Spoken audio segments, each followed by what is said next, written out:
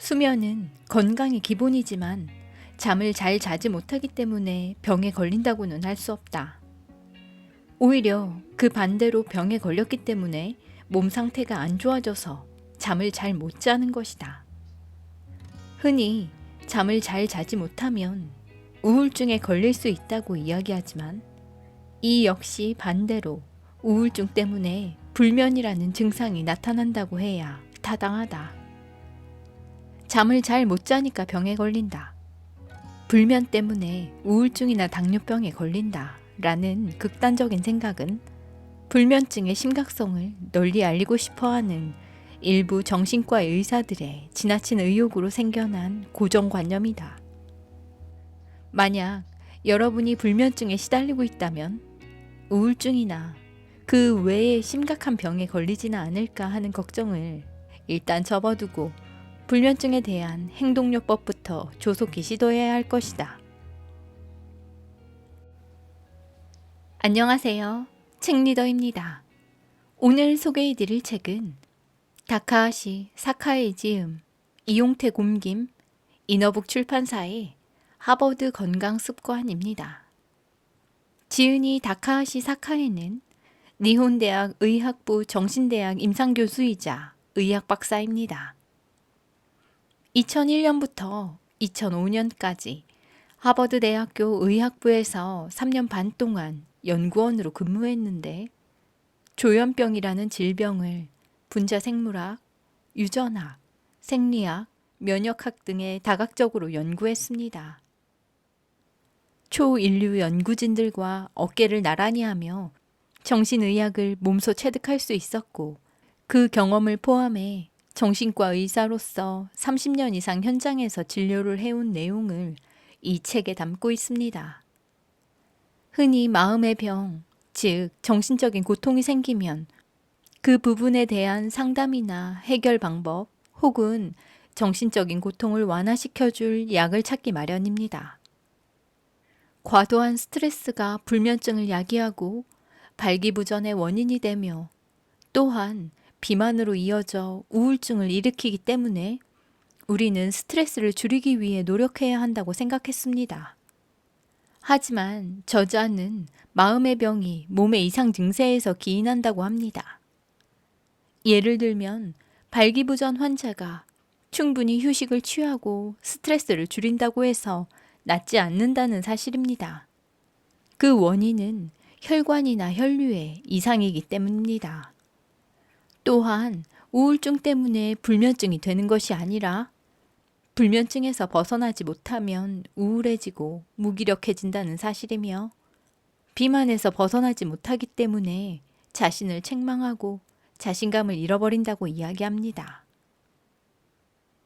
그러므로 마음을 치료하려면 무턱대고 정신안정제 같은 약을 먹기보다는 우선 몸 상태를 개선하라고, 몸 상태가 개선되면 마음의 병은 뒤따라 나아진다고 말합니다. 이 책에서는 몸과 마음을 해치는 원인인 비만, 음주, 발기부전, 불면, 스트레스 등을 없애는 방법을 소개하고 있습니다. 저는 수면 습관을 바꾸면 인생이 달라진다는 불면에 대한 행동요법을 제시한 제5장을 낭독하겠습니다. 여러분 모두 좋은 생활 습관으로 훨씬 건강하고 멋진 인생을 보낼 수 있길 바랍니다. 수면은 건강을 뒷받침하는 중요한 요소다. 한국인 100명 중 1명이 어떠한 형태로든 수면 장애에 시달리고 있는데 사실 보고되지 않은 환자 수까지 더한다면 수면 장애는 무척 널리 퍼져 있다. 수면 장애의 대부분은 불면증이다. 불면증의 대표적인 증상은 다음의 4가지이다. 입면장애. 잠자리에 들어도 좀처럼 잠들지 못한다. 중도각성. 겨우 잠들었지만 밤중에 여러 번 깬다. 숙면장애. 수면의 질이 나쁘고 깊이 자지 못한다. 조기각성. 희망 시각보다 일찍 깨는 바람에 잠이 부족한데도 다시 잠들지 못한다. 이번 장에서는 이러한 불면증에 대처하는 법에 관해 주로 이야기하고자 한다. 최근에는 질 좋은 잠이 중요하다는 사실을 인지하는 사람이 조금씩 늘어나고 있지만 대다수는 수면에 관한 문제를 대수롭지 않게 여겨서 병원 진료를 받을 생각조차 하지 않는다. 사소한 감기 기운만 돌았다 하면 곧장 병원으로 달려가는 사람이라도 수면 문제를 고치겠다고 병원에 가는 경우는 드물다. 의사 측에도 문제가 있다. 나 같은 정신과 의사 중에도 불면증 치료를 전문적으로 하는 사람도 있지만 그렇지 않은 사람도 있다. 나는 불면증 치료를 전문으로 삼고 있는 의사 중 한 명이다. 전문가로서 미리 말하자면 대부분 불면증은 소량의 수면제만 사용하거나 수면제를 아예 사용하지 않아도 나을 수 있다. 그럼에도 불면증 치료를 전문으로 삼지 않는 많은 의사가 생활습관 개선을 등한시하고 무작정 수면제를 처방하는 경향이 강하다. 연구가 부족하고 이익을 우선시하기에 벌어지는 일이다. 이런 상황이 발생한 데는 약을 좋아하는 한국인의 습성도 한몫했다. 건강보험심사평가원의 2018년 발표에 따르면 한국의 약제비는 17조 8,616억 원으로 전체 의료비의 24.6%에 달한다. 의사와 환자 사이에는 약을 처방하고 처방받기 좋아하는 상호 의존 관계가 존재한다. 환자가 매번 약을 처방받으러 오니까 의사도 매번 약을 처방해준다는 타성적인 느낌도 없지 않다. 불면에 시달리는 환자는 수면제를 요구하지만 나는 우선 행동요법을 시도해보라고 권한다. 나뿐만 아니라 제대로 된 수면 전문가라면 행동요법을 첫 번째 선택지로 삼을 것이다. 환자의 요구대로 수면제만 순순히 처방해주는 의사는 결코 수면 전문가라고 할 수 없다. 행동요법은 의사나 임상심리사가 시행하는 상담의 일종이다. 일반적인 상담은 환자의 기분에 초점을 맞추고 그 사람의 깊은 정신적 측면을 탐색한다. 그런데 행동요법은 기분이야 어찌됐건 말 그대로 그 사람의 행동에만 초점을 맞춘다. 먼저 행동이 달라지면 그 뒤를 따라 기분도 저절로 달라진다는 사고방식이다. 불면증으로 인한 불쾌감은 잠깐 덮어두어도 된다. 수면의 질이 좋아지면 불면증으로 인한 불쾌감도 자연스럽게 사라지기 때문이다. 불면증에 대한 행동요법은 증상을 경감하는 대증요법이 아니라 원인을 파고들어 병을 치료하는 근치요법이다. 몇 주 동안 행동요법을 실행하면 수면제 없이도 잠을 잘 수 있게 된다. 빠른 사람은 단 1주 만에 불면증이 낫기도 한다. 게다가 실행 난이도도 그다지 높지 않다. 행동요법을 시도하지 않으면 수면제 처방량이 점점 늘어나 순식간에 약을 한 주먹씩 먹는 사태에 이른다. 최악의 경우에는 수면제를 한 주먹씩 먹어도 불면증이 고쳐지지 않는 환자도 있다. 이런 불면증 환자가 치료 방침을 행동요법으로 전환하면 수면제 양을 점점 줄일 수 있고 결국에는 수면제를 거의 사용하지 않아도 푹 잘 수 있게 된다. 행동요법을 중심으로 불면증을 치료할 때는 수면제를 사용하지 않거나 사용하더라도 최소한의 필요한 양만 사용하는 것이 바람직하다. 수면 행동요법 10가지 핵심 1. 나이가 들면서 수면 시간이 줄어드는 현상을 받아들인다. 필요한 수면 시간은 나이에 따라 달라진다. 젊었을 때는 몸과 마음이 활발하게 활동하기 때문에 피로 해소를 하려면 그만큼 긴 수면 기간이 필요하다. 그래서 10시간이든 12시간이든 아무렇지도 않게 잘 수 있는 것이다. 나이가 들면서 몸과 마음의 활발한 활동량이 줄어든다. 나는 젊었을 때랑 아무것도 다를 게 없어. 라고 허세를 부려봤자 세포 수준에서의 활동량은 확연히 떨어진다. 그래서 젊었을 때처럼 오랜 시간 숙면을 취할 수 없다. 그것은 나이가 들면서 발생하는 생리적 현상이며 기미나 주름과 마찬가지로 묵묵히 받아들일 수밖에 없다. 기미나 주름이 자연스러운 노화 현상일 뿐 병이 아니듯이 젊었을 때처럼 잠자지 못해도 불면증이 아니다. 낮 동안에 참을 수 없는 졸음이 쏟아지는 일이 없고 활동에 지장도 없다면 필요한 수면 시간을 확보하고 있다고 받아들이면 된다. 개인차는 있겠지만 많은 사람은 50살이 넘으면 수면 시간이 줄어들기 시작한다. 그리고 젊었을 때는 밤늦게까지 깨어 있다가 아침에 늦잠을 자는 저녁형 인간이 많았지만 서서히 일찍 자고 일찍 일어나는 아침형 인간으로 변화한다. 50대가 되면 밤 11시에서 12시 사이에 자고 새벽 4시에서 5시 사이에 눈을 뜬다. 이후로 아침이 될 때까지 잠자리에서 뒤척이면서 선잠을 자는 것이 보통이다. 새벽부터 뜬 눈으로 누워있다는 사람도 많다. 60대 이후에는 수면 시간이 더욱 줄어든다. 밤 11시에서 12시에 자고 새벽 2시에서 3시에 눈을 뜬다. 이후로 아침이 될 때까지 깊은 잠에 들지 못한다. 수면 시간뿐 아니라 수면의 양상도 나이에 따라 달라진다. 아기는 온종일 잠자는 것이 일이다. 단시간의 수면을 하루에도 몇 번이나 거듭한다. 이것을 다상성 수면이라고 한다. 먹고 노는 것 말고는 종일 잠만 자는 고양이처럼 많은 동물은 다상성 수면을 취한다. 사람은 어른이 되면 장시간의 수면을 하루에 한 번 취하게 된다. 이것을 단상성 수면이라고 한다. 하지만 고령자가 되면 또다시 다상성 수면으로 돌아간다. 단상성 수면의 1회당 수면은 깊지만 다상성 수면의 1회당 수면은 얕다. 부족한 수면 시간을 낮잠으로 보충하게 되면서 다상성 수면이 더욱 고착된다. 이런 현상은 남성에게서 더욱 두드러진다. 여성은 나이가 들어도 남성보다는 비교적 한 번에 몰아서 잘 수 있다. 인간은 몸과 마음이 요구하는 시간 이상으로 수면을 취할 수 없다.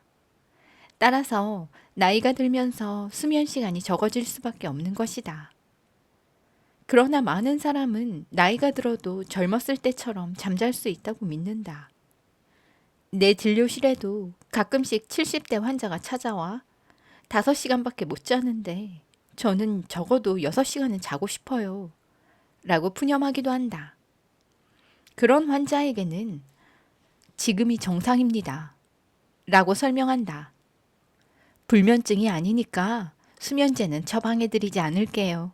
라고 덧붙이는 것도 잊지 않는다.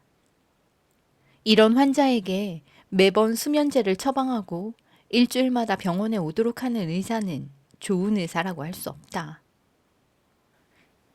2. 한두 번 잠을 못 자는 것으로 호들갑 떨지 않는다. 오랜 시간 숙면을 취하지 못하더라도 하물며 일주일에 한 번쯤 밤을 새우더라도 일상생활이나 건강에 커다란 지장만 없다면 괜찮다. 혹시 불면증에 걸린 게 아닐까? 라고 심각하게 생각하다 보면 불면증에 걸리면 어쩌지? 라는 걱정이 싹트고 불면증에 걸리고 싶지 않아 라는 초조함으로 변모한다. 이런 사고의 악순환이 진짜 불면증의 발단이 될 수 있다. 한두 번 잠들지 못하는 날이 있더라도 호들갑 떨거나 신경 쓰지 말아야 한다.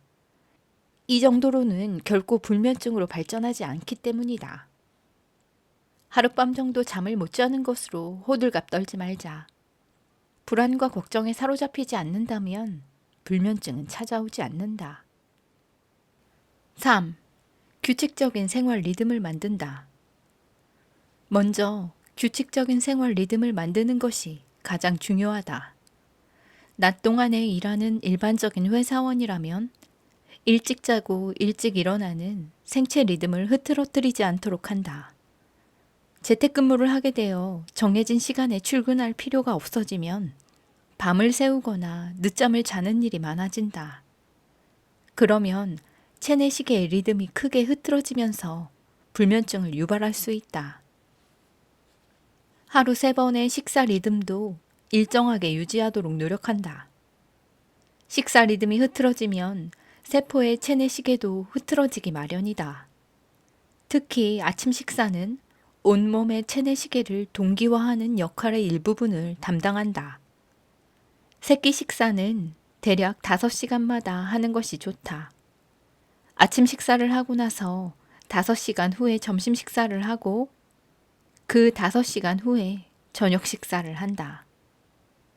아침 식사를 8시에 했다면 점심 식사는 오후 1시에, 저녁 식사는 오후 6시에 한다. 그 외의 시간대에는 간식이나 야식을 최대한 삼간다. 4. 잠드는 시각은 매일 다르더라도 항상 동일한 시각에 일어난다. 규칙적인 생활 리듬을 만드는 첫걸음은 아침마다 동일한 시각에 일어나는 것이다.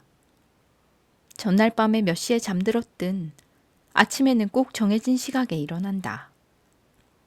일찍 일어나면 자연스럽게 일찍 잘 수 있다. 체내시계는 아침 햇살을 쐬고서부터 움직이기 시작하므로 아침에 일어나는 시각에 따라 밤에 졸음이 쏟아지는 시각이 결정되는 것이다. 회사원은 보통 출근 시각을 기준으로 계산해 기상 시각을 정해둘 것이다. 재택근무를 하더라도 출근일과 같은 시각에 일어나는 것이 중요하다.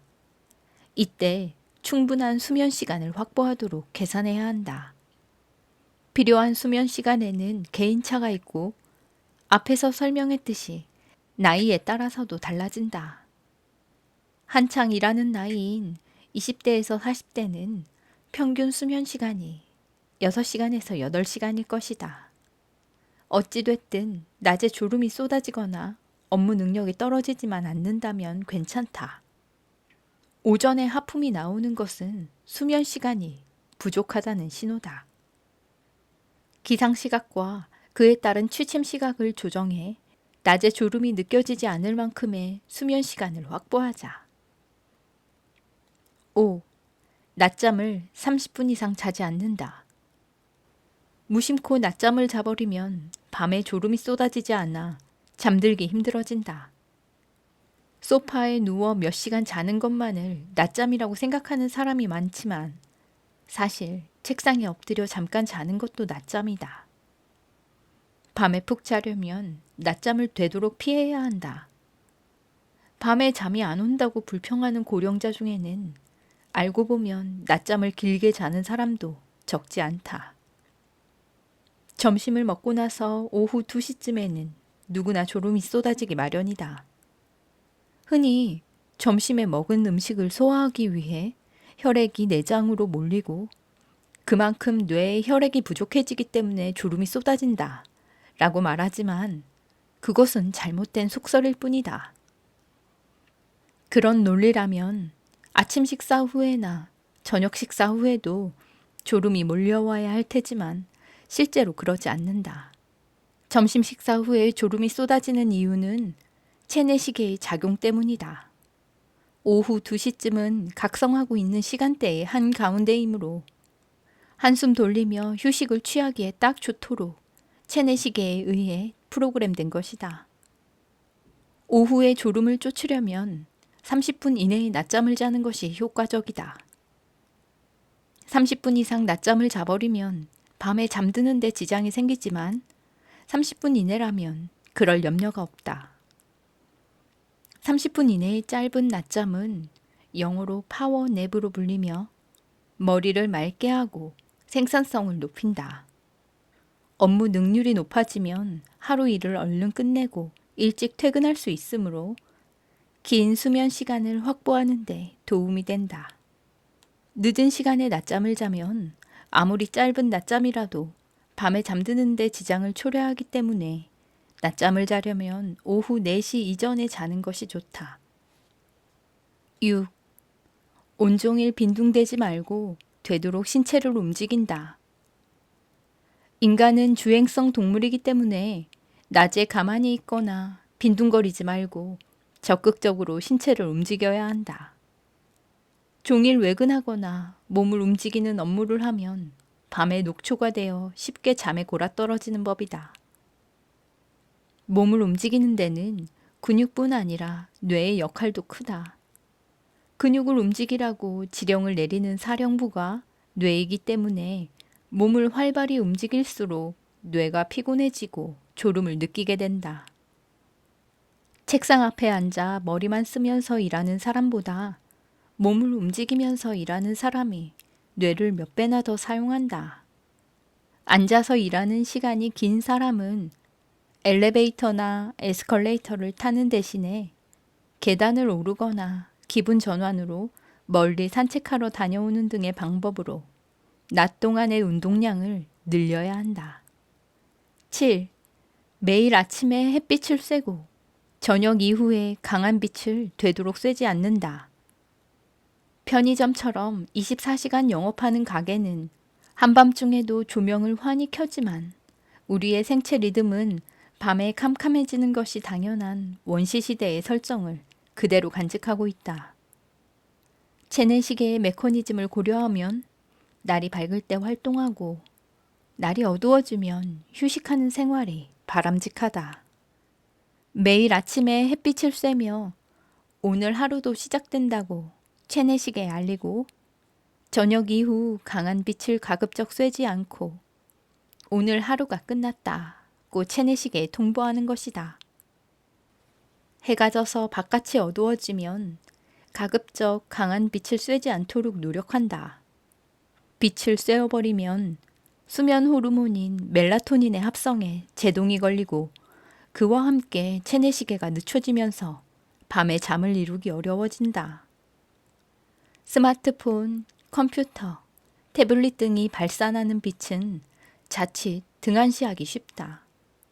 이 빛은 자외선과 비슷하게 파장이 짧고 자극이 강한 블루라이트가 포함되어 있어서 가까이에서 장시간 쐬면 멜라토닌 분비량이 떨어질 우려가 있다. 긴급할 때가 아니라면 밤 10시 이후에는 스마트폰이나 컴퓨터를 보지 않는다는 규칙을 정하고 지켜야 한다.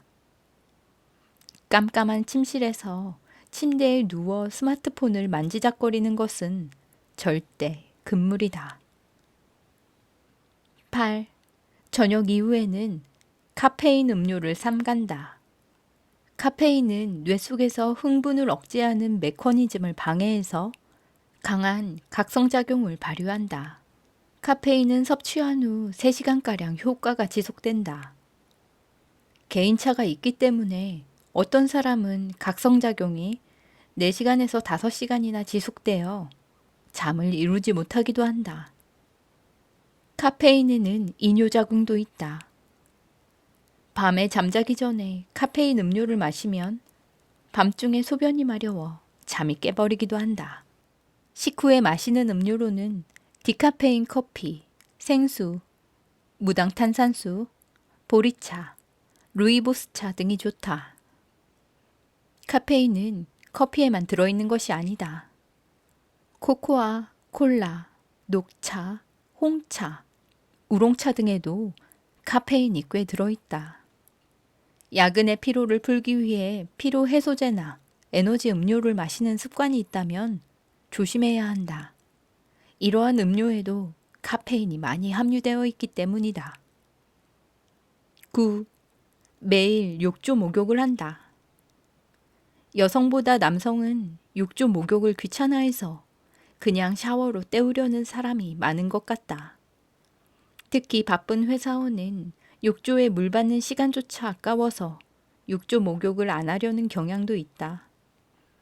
그러나 불면증에서 해방되고 싶다면 매일 욕조 목욕을 하는 것이 좋다.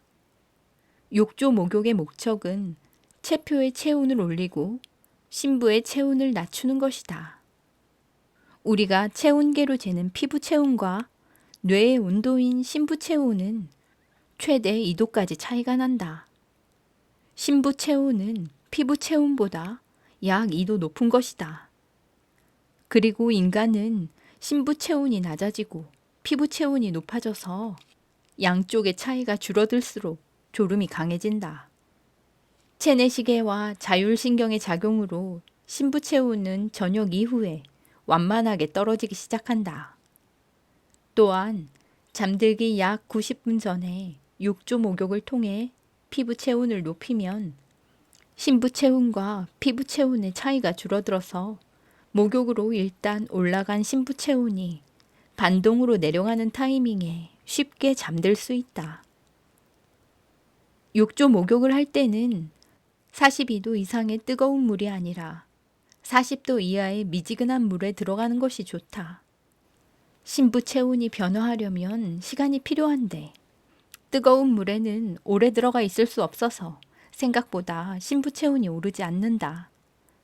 또한 뜨거운 물은 교감신경을 자극하므로 대항하는 부교감신경이 끌어내는 휴식 모드를 방해한다. 미지근한 물이라면 오랫동안 목욕할 수 있다. 이마에서 땀이 가볍게 흐를 때까지 15분 정도 느긋하게 욕조에 들어가 있으면 피부 체온과 심부 체온이 높아지고 교감신경 우위에서 부교감신경 우위로 전환된다. 10. 잠자는 시각에 집착하지 않는다. 아침에 일어나는 시각을 고정해 두면 잠자는 시각이 자연스럽게 정해진다. 내일을 위해서 얼른 자야 하는데 하고 초조해 할수록 오히려 잠들지 못했던 경험이 누구에게나 있을 것이다. 몇 시에 자든 내일 일어날 시각은 이미 정해져 있으니 얼른 자려고 노력할 필요가 없다. 잠잘 시각이 되었다는 이유로 기계적으로 침실에 가서 침대에 눕는 것은 바람직하지 않다. 침대에 누워 잠이 안 오네 하며 걱정하는 시간만큼 괴로운 것이 없다. 침실을 미리 어둡게 만들어 놓고 잠자는 시각과 상관없이 졸음이 느껴지면 바로 침대에 눕는다. 낮에 열심히 활동하고 피로가 쌓였다면 분명히 금방 골아떨어질 것이다. 꼭 침대를 고집할 필요도 없다. 소파에서 자든 바닥에서 자든 상관없다. 밤에 졸음이 쏟아지면 언제 어디서든 잘 수 있는 것이다. 매일 밤마다 소파에서라도 편히 잘 수 있다면 자신감이 붙고 불면증이 완화될 것이다. 수면제의 적절한 복용. 행동요법만으로는 제대로 잠들 수 없는 사람이라면 수면제의 도움을 적절히 받는 편이 좋다. 수면제가 독이라고 생각하는 사람도 많은데 그것은 오래된 편견일 뿐이다. 과거에 바비투르산계 수면제는 마취제와 비슷한 작용이 있어서 자칫 복용량이 과다해지면 호흡이 멈추고 죽음에 이를 수도 있었다. 하지만 현재는 안전한 벤조다이아제핀계 수면제가 주류가 되었기 때문에 자살 목적으로 100알 이상 한꺼번에 삼키지 않는 한 위험하지 않다. 수면제에는 초단시간형과 중간형이 있다. 초단시간형 수면제의 효력은 3-4시간이다. 좀처럼 수면 상태에 이르지 못하는 환자의 경우에는 짧은 시간에 잠들도록만 하면 되므로 초단시간형 수면제를 처방한다. 그래서 초단시간형 수면제를 수면 도입제라고도 부른다. 효과가 좋은 초단시간형 수면제로는 트리이아졸람, 졸피뎀 등이 있다. 중간형 수면제의 효력은 6-7시간이다. 좀처럼 수면 상태에 이르지 못할 뿐 아니라 수면 도중에 깨거나 제대로 숙면을 취하지 못하는 환자의 경우에는 오랜 시간 효력이 지속되는 중간형 수면제를 처방한다. 효과가 좋은 중간형 수면제로는 플루나이트라제팜 등이 있다. 수면제를 복용하면 의존증에 걸릴까봐 두렵다는 사람도 있다. 하지만 정해진 약만 복용한다면 절대 의존증에 걸리지 않는다. 그런데 수면제를 남용하거나 마약처럼 악용하는 사람이 존재한다. 그런 사람은 한 번에 적정량의 10배 이상을 삼켜서 몽롱한 상태가 된다. 그렇게 하다가 수면제에 내성이 생겨 의존증에 걸리는 것이다. 그러나 통상적인 복용량으로는 의존증에 걸리지 않는다는 사실을 잘 이해한다면 수면제를 처방하거나 복용하는데 두려워할 것이 없다. 수면제의 약효는 사람을 강제로 잠재울 정도가 아니며 사람의 수면을 도와주는 정도일 뿐이다. 사람을 강제로 잠재우는 것은 수술할 때 사용하는 마취제다. 그런데 마취제 같은 약효를 기대하면서 수면제를 요구하는 환자도 있다. 그런 환자에게는 수면제와 마취제의 차이를 설명하고 이해시켜야 한다. 이것이 바로 의사와 환자 사이에서 중요시되는 충분한 설명과 동의라는 개념이다.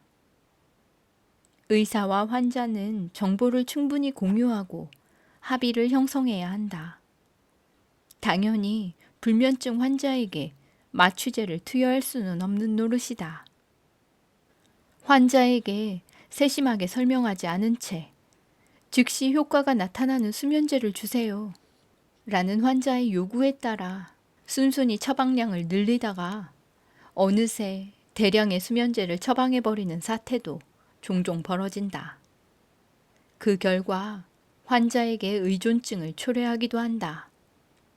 그야말로 형편없는 의사라고 할 수 있다. 수면 무호흡 증후군. 수면 무호흡 증후군도 간과할 수 없는 수면장애다. 수면 무호흡 증후군은 자고 있는 사이에 기도가 좁아져 호흡이 곤란해지는 저호흡과 기도가 완전히 막혀 호흡이 멎는 무호흡을 반복하는 병이다. 한국에서는 2017년에 이미 수면장애 환자가 50만 명을 넘어섰는데 그중 8.3%가 수면 무호흡 증후군에 해당하는 것으로 나타났다. 수면 무호흡 증후군은 낮에 졸음을 유발하는 대표적인 수면장애다. 수면 무호흡 증후군의 고위험군은 비만자다. 수면 무호흡 증후군은 똑바로 누웠을 때 목구멍 근육과 혀가 중력에 의해 처지면서 공기 통로인 기도를 막아 발생하는데 비만자는 기도의 여분의 체지방이 쌓여 있어 기도가 더욱더 좁아지기 때문에 수면 무호흡 증후군의 위험성이 높다. 아시아인은 일반적으로 턱이 작고 기도가 좁은 까닭에 정상 체형이더라도 수면 무호흡 증후군에 걸릴 가능성이 있다. 수면 무호흡 증후군의 징후는 커다란 코골이 소리다. 코골이는 좁아진 기도를 공기가 드나들 때 생기는 마찰음이다. 기도가 완전히 막히면 코골이가 멈추고 조용해지는데 숨을 계속 쉬지 못하면 죽기 때문에 뇌가 위험을 감지해 기도를 열고 호흡을 재개하도록 한다. 크게 코를 고는가 싶더니 갑자기 숨을 멈췄다가 훅 하고 숨을 내뱉듯이 호흡을 재개하는 것이다. 그리고 또 코골이가 시작된다. 이것을 밤새 반복하기 때문에 본인은 잤다고 생각해도 실제로는 전혀 잔 것이 아니다. 그래서 낮에 심한 졸음, 피로감, 집중력 저하 등이 발생한다. 이런 증상은 졸음운전의 도화선이 된다. 수면 무호흡 증후군 환자가 졸음운전을 경험한 비율은 그렇지 않은 사람의 5배에 달한다. 수면 무호흡 증후군 환자의 졸음운전 사고는 실제로 종종 일어나고 있다. 업무상 운전을 자주 하는 사람은 사전에 수면 무호흡 증후군의 유무를 반드시 확인해야 한다. 또한 수면 중 무호흡이 발생할 때마다 우리 몸은 스트레스를 받는데 교감신경계가 흥분해 혈관이나 심장에 무리를 주기 때문이다. 그렇기에 수면 무호흡증은 고혈압, 심장혈관 질환, 뇌혈관 질환, 부정맥, 당뇨병 등과 밀접한 연관이 있다. 미국 위스콘신 수면 코호트 연구에서 초반에는 중증 수면 무호흡군과 수면 무호흡이 없는 군 간의 차이가 크지 않았지만 시간이 지날수록 기하급수적으로 중증 수면 무호흡군에서 암 사망이 증가하는 것으로 관찰됐다. 수면 무호흡에 따른 일반 사망과 암 사망은 수면 무호흡이 심한 사람은 없는 사람보다 일반 사망은 3.4배 높고 암으로 인한 사망 위험은 4.8배 높다. 수면 무호흡 증후군을 치료하는 데는 CPAP, 즉 지속적 양압 호흡기가 이용된다. CPAP는 일정한 압력을 가한 공기를 공기 튜브와 코 마스크를 통해 코로 들여보내 기도를 넓혀서 무호흡이나 저산소증을 방지하는 장치다. 대증요법이지만 확실한 효과가 있고 건강보험도 적용된다. 코골이가 심하고 낮에 강한 피로를 느끼는 사람은 얼른 병원에 방문해 수면 무호흡 증후군 검사를 받아보기 바란다.